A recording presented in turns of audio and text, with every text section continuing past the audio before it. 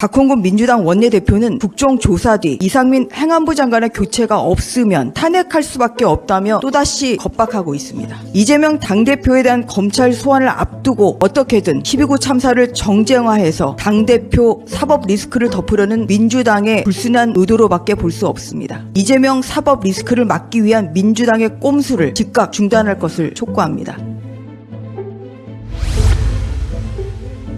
어제 12구 참사 국정조사 특별위원회 1차 청문회가 열렸습니다.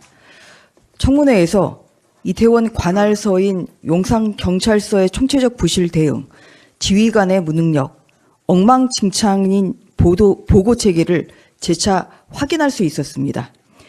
이임재 전 경찰서장은 자신이 참사 상황을 알게 된 시점이 10월 29일 밤 11시쯤이라고 주장합니다. 그러나 이임재 전 서장은 그날 밤 10시 32분쯤 용산서 112 상황실정과 통화했고 가용 경력을 전부 보내라는 무전 지시를 했습니다. 즉 압사 상황을 알고 있었다는 것이 합리적입니다.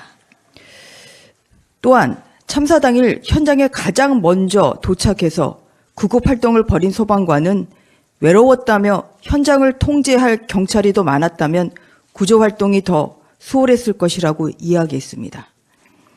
용산경찰서의 초기 상황 판단이 정확했다면 12구 참사는 막을 수 있었던 것이고 경찰 기동제 출동이 즉각 이루어졌다면 피해를 최소화할 수 있었던 것입니다.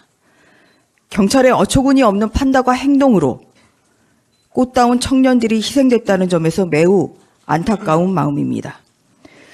그런데 민주당은 이러한 진상규명과 재발 방지 대책 수립에는 전혀 관심이 없는 듯합니다. 박홍근 민주당 원내대표는 국정조사 뒤 이상민 행안부 장관의 교체가 없으면 탄핵할 수밖에 없다며 또다시 겁박하고 있습니다. 내일 행정안전부와 서울시 등을 증인으로 하는 2차 청문회가 예정돼 있지만 지금까지 민주당이 보인 답정너식 태도를 보면 불보듯 뻔한 청문회가 될 것으로 보입니다. 이것이 민주당이 요구한 국정조사의 본래 취지였는지 또 철저한 진상규명과 책임자 엄정 조치, 재발 방지 대책 수립이라는 국민과의 약속이 허언이었는지 되묻고 싶습니다. 이재명 당대표에 대한 검찰 소환을 앞두고 어떻게든 12구 참사를 정쟁화해서 당대표 사법 리스크를 덮으려는 민주당의 불순한 의도로밖에 볼 수 없습니다. 현재 특수본의 수사와 국정조사가 진행되는 상황에서 민주당이 이재명 당대표 방탄 국회를 위해 이상민 장관의 사퇴를 연기하는 것은 이치에 맞지 않습니다.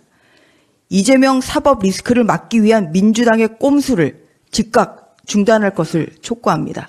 이상입니다.